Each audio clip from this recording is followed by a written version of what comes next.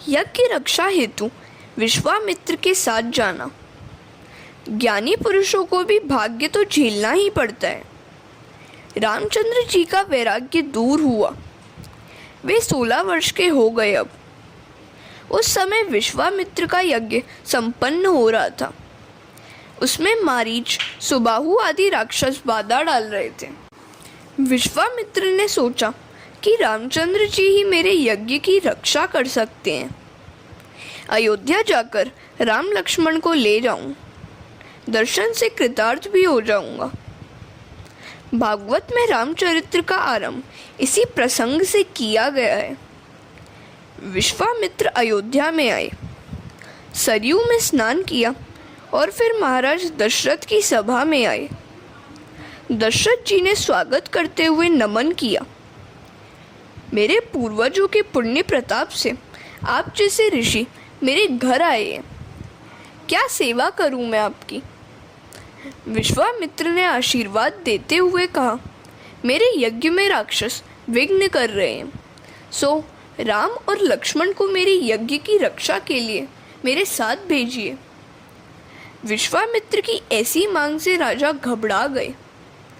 दशरथ जी ने कहा, मुनिवर, आपने ठीक नहीं मांगा। ये बालक मुझे अपनी वृद्धावस्था में मिले हैं। मुझे तो संतान की कोई आशा ही नहीं थी, किंतु आप सभी के आशीर्वाद से 4 संतानें मिली। मुझे ये सब अत्यंत प्रिय है, किंतु राम सर्वाधिक प्रिय है। राम के बिना मैं नहीं रह सकता। उसे मेरी आंखों से दूर न करें। मैं आपसे क्या कहूँ? राम मुझे प्रतिदिन 2 बार साष्टांग प्रणाम करता है, मेरी हर आज्ञा का पालन करता है। ऐसा पुत्र न तो कभी हुआ है और न कभी होगा। छोटे भाइयों से भी उसे अधिक प्रेम है। वह बहुत भोला है, मर्यादा का पूर्णतः पालन करता है। राम की प्रशंसा करते करते राजा का हृदय भर आया। जल के बिना मछली शायद रह सकती है, किंतु राम के बिना दशरथ नहीं जी सकते। वे फिर बोले, गुरुजी, मैं आपको ठीक ही कहता हूँ कि राम के दूर जाने से मेरे प्राण चले जाएंगे। आप चाहे तो मैं अपना सारा राज्य दे दूँ, अपने प्राण तक दे दूँ, किंतु मुझसे राम को दूर न करें। राम देत नहीं बनई गुसाई। मैं अपने राम के बिना एक क्षण भी जी नहीं सकता। मैं प्राण दे सकता हूँ, राम नहीं। दे प्राण ते प्रिय कछु नाही, सो मुनि देव निमिष एक माही। जगत में दशरथ सा पिता नहीं हुआ है और राम सा पुत्र भी नहीं। राम जब वन में गए थे तो दशरथ ने अपनी अंतिम सांस तक राम का ही नाम लिया था। उन्होंने कौशल्या से बार बार पूछा कि मेरे राम कहाँ हैं? मुझे कोई राम के पास ले चलो। मैं राम के बिना जी नहीं सकता। और राम के वनगमन के साथ ही दशरथ जी के प्राण पखेरु उड़ गए। रामायण का एक एक पात्र दिव्य है। भरत के जैसा कोई भाई नहीं है, सीता जैसी कोई स्त्री नहीं है। राम जी की अपेक्षा सीता जी का हृदय अति कोमल था। वाल्मीकि भी सीता के चरित्र का वर्णन करते हुए पिघल गए थे। उन्होंने कहा था कि रामायण में राम जी का नहीं, सीता जी का चरित्र अलौकिक है। राम जी सरल हैं, किंतु सीता जी की सरलता अद्भुत है। हरे कृष्ण। वाल्मीकि रामायण में एक प्रसंग है। रावण के साथ युद्ध की समाप्ति होने पर हनुमान जी अशोक वन में आए। सभी राक्षसों का तो विनाश हो गया और श्री राम की विजय हुई। सीता जी ने हनुमान जी को बहुत आशीष दी। काल तेरा सेवक बनेगा, अष्ट सिद्धियां तेरी सेवा करेंगी। हनुमान जी ज्ञानी पुरुषों के आचार्य हैं। मनोजवम मारुतुल्य वेगम जितेंद्रियम बुद्धिमताम वरिष्ठम वातात्मजम वानरयूथ मुख्यम श्री राम दूतम शरणम प्रपद्ये। हनुमान जी का वर्णन कर ही कौन सकता है। माँ सीता ने अंदर से आशीर्वाद दिया। फिर भी हनुमान जी को तृप्ति नहीं हुई। उन्होंने कहा, आपने मुझे आशीष तो बहुत दी, फिर भी हृदय में एक इच्छा बाकी रह गई। सीता जी वत्स, जो चाहे सो मांग ले। हनुमान जी इस पर कहते हैं, पहले जब मैं लंका आया था तो देखा था कि राक्षस स्त्रियां आपको बहुत सताती हैं, आपको डराती थी। अब राक्षसों का तो प्रभु ने विनाश कर दिया, किंतु ये राक्षस स्त्रियां बाकी रह गई हैं। मैं चाहता हूँ कि आपकी आज्ञा और आशीर्वाद से मैं इनका विनाश कर दूँ। सीता जी कहती हैं, अरे यह क्या मांग रहा है तू? ऐसा वरदान मांगना कोई ठीक बात नहीं है। हनुमान जी कहते हैं, इन्होंने आपको बहुत सताया है, मैंने अपनी आँखों से देखा था। माता जी हनुमान जी को उपदेश देने लगी, बेटे, अपकार का बदला जो उपकार से देता है वही संत है। इन राक्षसियों का कोई दोष नहीं है, वे तो रावण की आज्ञा के कारण ही मुझे सताती थी। वह दुख तो मेरे ही कर्मों का फल था।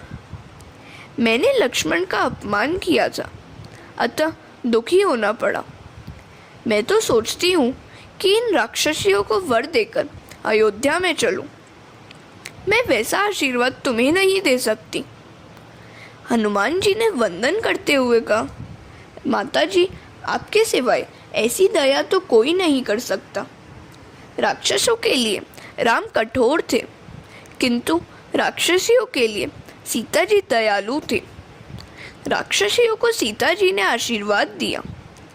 सीता जी जैसी दयालु स्त्री कोई हुई ही नहीं है, वे साक्षात दया की मूर्ति हैं।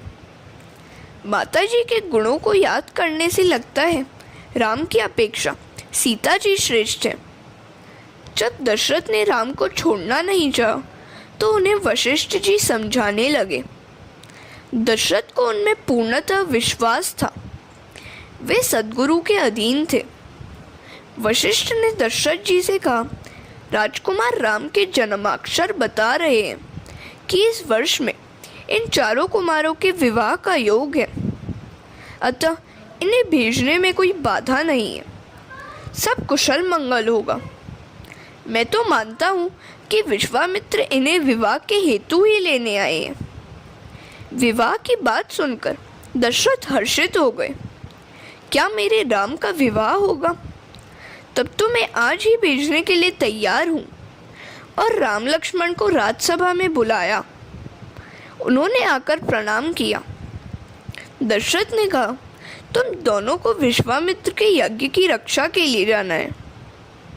राम ने कहा, जैसी आपकी आज्ञा। राम लक्ष्मण तैयार होकर माता कौशल्या से आज्ञा आशीर्वाद लेने गए। कौशल्या ने भी पिता की आज्ञा का पालन करने को कहा। नारद जी ने कौशल्या को पहले से ही राम लक्ष्मण के विवाह के योग की बात बता दी थी। राम कृष्ण को माखन और शक्कर से बड़ा प्रेम है। जीवन को मधुर बनाना, जीवन में सद्गुण से ही मिठास आती है। सभी को मान दोगे तो तुम्हारा अपना जीवन भी शक्कर सा मीठा और मधुर बनेगा। सभी को मान का दान करना उत्तम है। दूसरों को मान देने से और अपने जीवन में संयम बढ़ाने से जीवन मधुर और उत्तम बनता है। जिसके जीवन में मधुरता नहीं है वह भगवान को प्यारा नहीं हो सकता। महादान और द्रव्यदान से भी मानदान अधिक श्रेष्ठ है। मानदान श्रेष्ठ दान है, इसमें एक पैसे तक का व्यय नहीं है। सभी को मान दो। जो कर्कश वाणी नहीं बोलता है, जो किसी का अहित नहीं करता है, उसके जीवन में शक्कर सी मिठास आती है। कौशल्या ने विश्वामित्र से कहा, मेरे राम को माखन मिश्री खिलाइएगा, नहीं तो वह दुर्बल हो जाएगा। जिस समय विश्वामित्र के साथ साथ राम लक्ष्मण चल दिए उस समय वे कितने शोभायमान थे। अरुण नयन और बाहु बिसाला, नील जलज तनु श्याम तमाला, कटिपट पीत कसे वर भाता, रुचिर चाप सायक धूम हाता। हरे कृष्ण। विश्वामित्र अर्थात सारे विश्व के मित्र। विश्वस्य मित्र स विश्वामित्र। पाणिनि ने यह अर्थ दिया है। विश्वामित्र ने आशीर्वाद दिया। पाणिनि का व्याकरण अमर होगा। विश्व जिसका मित्र है वही विश्वामित्र। जगत का मित्र है जीव। मनुष्य अर्थात जीव मित्र बनता है तो शब्द ब्रह्म उसके पीछे पीछे आता है और उसके पीछे परब्रह्म भी आता है। तुम जगत मित्र बनोगे तो राम लक्ष्मण तुम्हारे पीछे पीछे आएंगे। राम ही परब्रह्म है, शब्द ब्रह्म है। शब्द ब्रह्म के बिना परब्रह्म प्रकट नहीं होता। विश्वामित्र के पीछे पीछे राम लक्ष्मण चल दिए। मार्ग में ताड़का का उद्धार किया। विश्वामित्र ने राम लक्ष्मण को बला और अति बला विद्या दी थी, सो उन्हें भूख प्यास लगती ही नहीं थी। वे सब आश्रम में आए।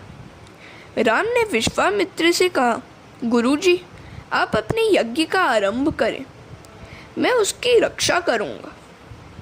जनकपुरी के निकट ऋषि का निवास स्थान था। वहाँ उनका आश्रम था। वहाँ वे तप और यज्ञ करते थे। विशाल यज्ञ मंडप बनाया गया था। राम लक्ष्मण धनुष बाण से सज्जित होकर यज्ञ की रक्षा करने खड़े हो गए। द्वारिका में द्वारिकानाथ खड़े हैं। डाकोर में रणछोड़ राय जी खड़े हैं। श्रीनाथ जी में गोवर्धन नाथ खड़े हैं। पंढरपुर में विट्ठल नाथ जी खड़े हैं। भगवान कहते हैं, जब जीव मेरे दर्शन के हेतु आता है तो मैं खड़ा होकर उसे दर्शन देता हूँ। मैं जीव से मिलने के लिए आतुर हूँ। मुझसे प्रेम से मिलने के लिए जो भी आता है उससे मिलने को मैं भी आतुर हूँ। अपने वैष्णवों से, भक्तों से मिलने की प्रतीक्षा में मैं खड़ा हूँ। मैं खड़ा खड़ा भक्तों की प्रतीक्षा करता हूँ। मुझसे विभक्त हुआ जीव मुझसे मिलने के लिए कब आएगा? ईश्वर की दृष्टि तो जीव की ओर अखंड रूप से है, किंतु जीव ही ईश्वर की ओर दृष्टि नहीं करता है। राम तो जीव को अपनाने के लिए तत्पर है, किंतु यह अभागा जीव ही उनसे मिलने के लिए आतुर कहाँ है? श्री राम अजानुबाहु हैं। किसी ने इसका कारण पूछा तो उन्होंने उत्तर दिया, मेरे भक्त मुझसे मिलने आते हैं। उनमें यदि कोई भक्त मोटा हो तो उसे भी मैं बाहों में भर सकूं, इसलिए मैंने अपने हाथ लंबे रख लिए हैं। मुझसे मिलने के लिए आने वाले भक्तों को आलिंगन देने के लिए मैंने अपने हाथ लंबे रखे हैं। राम वानर आदि पशुओं को भी आलिंगन देते हैं। राम जी सभी से प्रेम करते हैं। वे हमेशा धनुष बाण अपने साथ में रखते हैं। धनुष बाण के बिना राम के दर्शन नहीं होते हैं। चाहे राज्यासन पर बैठे हों, चाहे अंतपुर में सीता जी के पास, उनके हाथों में धनुष बाण होते ही है। उपनिषद में भी कहा है, प्रणवोम ही धनु। उपनिषद में धनुष को ओमकार की उपमा दी गई है। ओमकार अर्थात ज्ञान ही धनुष है। धनुष ज्ञान का स्वरूप है। बाण विवेक स्वरूप है। धनुष और बाण अर्थात ज्ञान और विवेक से सदा सज्जित रहो, क्योंकि काम रूपी राक्षस न जाने कब विघ्न करने आ जाए। काम राक्षस तुम्हारे पीछे दौड़ रहा है, तुम्हें पराजित करने आ रहा है। राम की भांति धनुष बाण से सदा सज्जित रहना। ज्ञान और विवेक को सतेज रखोगे तो राक्षस बाधा नहीं डाल सकेंगे।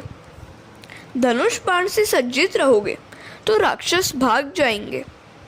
जिसकी आंखों में पाप है वही राक्षस है। राक्षस जीवमात्र के पीछे लगे हुए हैं।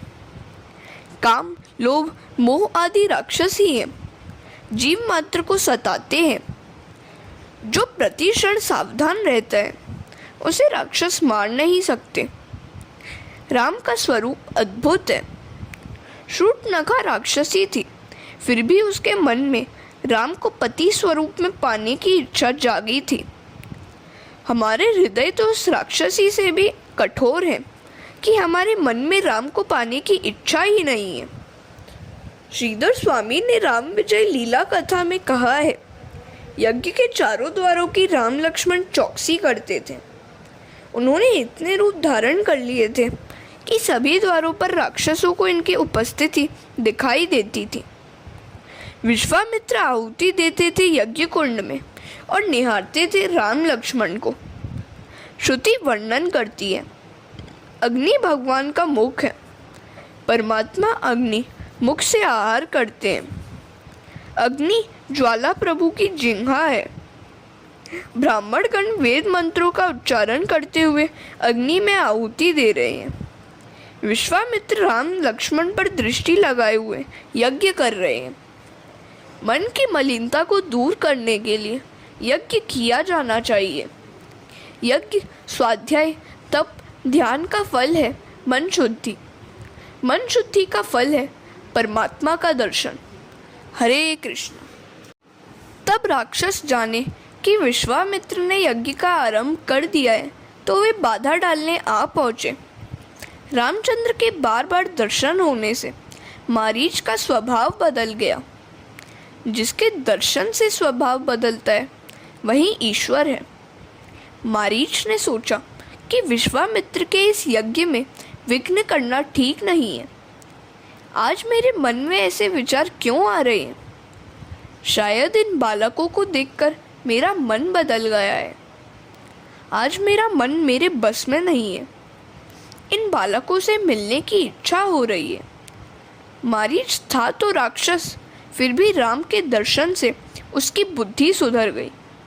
आजकल के लोग राम दर्शन के लिए जाते तो हैं, किंतु दर्शन के बाद भी इनकी बुद्धि सुधर नहीं पाती है। राम के दर्शन के बाद भी बुद्धि न सुधरे तो मान लेना कि तुम राक्षस से भी अधम हो। रोज रामायण पढ़े, देव दर्शन करे, फिर भी यदि जीवन में संयम, सदाचार, सरलता न आ पाए तो जान लो कि मारीच से भी तुम गए बीते हो। राम परमात्मा है। उनके प्रत्यक्ष दर्शन से मारीच की बुद्धि बदल जाए तो इसमें आश्चर्य ही क्या है? राम की नकल करते करते और राम का ही चिंतन करते करते रावण का काम मरता है। राम को याद करने से सारा जगत मात्रवत दिखाई देता है। एकनाथ महाराज ने राम रावण युद्ध के समय का एक प्रसंग लिखा है। गहरी नींद में डूबे हुए कुंभकर्ण को जगाया गया तो उसने पूछा, मुझे क्यों जगाया गया है? रावण ने कहा, जानकी को लेकर युद्ध जो हो रहा है। कुंभकर्ण ने कहा, तेरी इच्छा पूर्ण हुई? तो रावण ने कहा, नहीं। कुंभकर्ण ने कहा, तू अपनी माया से राम का रूप धारण करके सीता के पास जा, तुझे राम मान लेगी और तेरे वश में हो जाएगी। तो रावण ने कहा, इस राम के पास कुछ जादू सा लगता है। मैं उसका रूप धारण करने के लिए उसके रूप का विचार करता हूँ कि तुरंत मेरा मन ही बदल जाता है।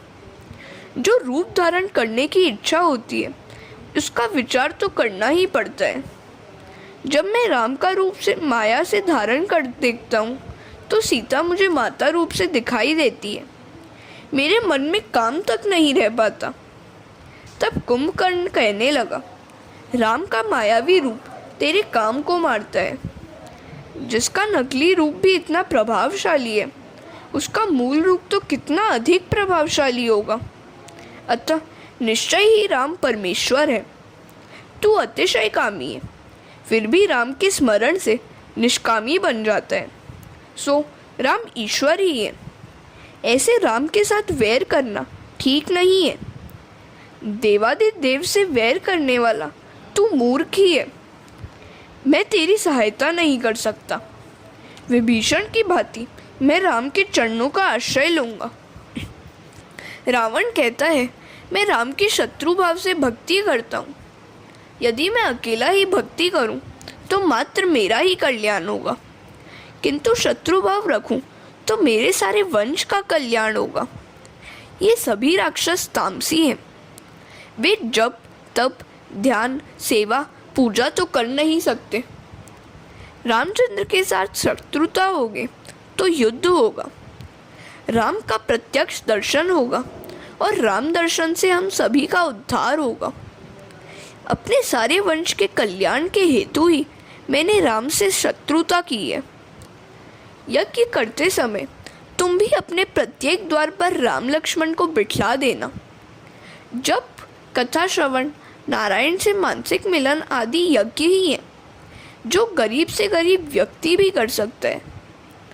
कुछ यज्ञ ऐसे हैं जिनके लिए कुल की श्रेष्ठता और अत्यधिक धन की आवश्यकता रहती है।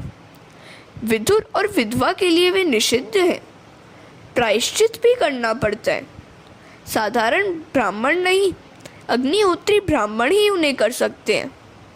बहुत सा धन खर्च करना पड़ता है। कुछ यज्ञों के लिए देश काल की भी मर्यादा निर्दिष्ट है। उपनिषद में एक यज्ञ ऐसा बताया है जो जाति, समय, स्थल आदि के किसी भी प्रकार के बंधन के बिना किया जा सकता है। वह है जप यज्ञ। यह सभी यज्ञों से श्रेष्ठ है। आँख से दर्शन, कान से श्रवण और मन से स्मरण करते हुए जप करोगे तो समाधि की अवस्था प्राप्त हो सकेगी। कृष्ण मिलन महायज्ञ। कृष्ण मिलन यज्ञ में श्रद्धा पत्नी है, आत्मा यजमान है, शरीर यज्ञ भूमि है और फल है परमात्मा विष्णु से मिलन। परमात्मा से मिलन महानतम यज्ञ। जीवात्मा और परमात्मा का मिलन महायज्ञ। यज्ञ से चित्त शुद्धि होती है। चित्त शुद्धि का फल है परमात्मा की प्राप्ति। सभी इंद्रियां यज्ञ मंडप के द्वार हैं। इस यज्ञ में काम, क्रोध, लोभ, मोह आदि राक्षस बाधा करने के लिए आते हैं। इस महायज्ञ में विषय रूपी मारीच बाधा डालता है। द्वार पर राम लक्ष्मण को स्थापित करोगे तो काम, क्रोध, वासना रूपी मारीच सुबाहु विघ्न करने आ नहीं पाएंगे। आँखों में, कानों में, मुख में, सभी इंद्रियों के द्वार पर राम लक्ष्मण को बैठा दो। ऐसा करने से मारीच रूपी विषय विघ्न नहीं कर सकेगा। मारीच शीघ्र मरता नहीं है। अपनी प्रत्येक इंद्रिय के द्वार पर राम लक्ष्मण को, शब्द ब्रह्म को परब्रह्म आसीन करोगे तभी काम रूपी मारीच तुम्हारे यज्ञ में बाधा रूप नहीं हो सकेगा। तभी तुम्हारा जीवन यज्ञ निर्विघ्न समाप्त होगा। माया रूपी मारीच को रामचंद्र जी के विवेक बाण से मारो। जिसका चिंतन मात्र करने से काम का नाश होता है वही ईश्वर है। ज्ञानी महात्मा अपनी इंद्रियों के द्वार बंद रखते हैं, जबकि वैष्णव जन द्वार पर राम लक्ष्मण को पधराते हैं। भागवत का राहु और रामायण का मारीच दोनों एक से हैं, तुरंत मरते नहीं हैं। विश्वामित्र का यज्ञ समाप्त होने पर था कि जनकपुर से निमंत्रण पत्रिका आई कि सीता जी का स्वयंवर होने जा रहा है। यज्ञादि से निवृत्त होकर राम लक्ष्मण को लेकर विश्वामित्र जनकपुर की ओर निकल पड़े। मार्ग में अहिल्या का उद्धार करने का प्रसंग आया। विश्वामित्र ने राम से एक शिला को स्पर्श करने की आज्ञा दी। इस शिला रूप अहिल्या का उद्धार करो। राम सोच में डूब गए, क्योंकि जो साधक है वह तो लकड़ी की स्त्री का भी स्पर्श नहीं करता। न स्पृशेत दार्वीमपि, एकादश स्कंद के एक श्लोक का यह चरण है। राम ने कहा है मैं इसे प्रणाम करता हूँ, तो विश्वामित्र कहते हैं प्रणाम करने से तो कुछ भी नहीं होगा। राम कहते हैं मैं चरण से भी स्पर्श कर दूं तो पाप का भागी होऊंगा। राम पाप से डरते हैं। आजकल लोग पाप से डरते ही नहीं हैं, मन चाहे सो कर लेते हैं। पाप से डरकर चलोगे तभी कल्याण होगा। पाप और ईश्वर से डरोगे तो मन शुद्ध रहेगा। मैं पर स्त्री को वंदन करता हूँ, स्पर्श नहीं। राम पर स्त्री का और सीता पर पुरुष का स्पर्श नहीं करती थी। हरे कृष्णा। जहाँ तक हो सके पर पुरुष और पर स्त्री का स्पर्श करना नहीं चाहिए। ब्रह्मचर्य का यही आदर्श है। कवियों ने कल्पना की है, राम ने अहिल्या का चरण से स्पर्श नहीं किया। बहती हुई हवा ने राम के चरणों की धूल उड़ाई जो शिला पर जा पड़ी।